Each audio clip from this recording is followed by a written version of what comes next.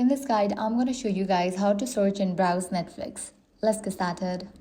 First, launch your Netflix app. Make sure you have already logged into your account.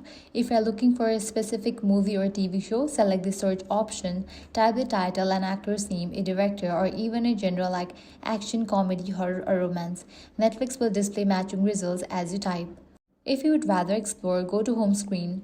Here, you will see personalized recommendations based on your viewing history, along with categories such as trending now, top 10, new and popular, because you watched, and many more. You can also browse by genre or collection. Depending on your device, select categories, genres, or movies and TV shows to explore content by type. Netflix regularly updates these collection, making it easy to discover new titles.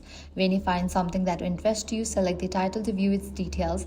You'll see the cast, maturity, rating, runtime, available audio and subtitle languages, and related recommendations. From here, you can start watching immediately or add the title to my list to save it for later.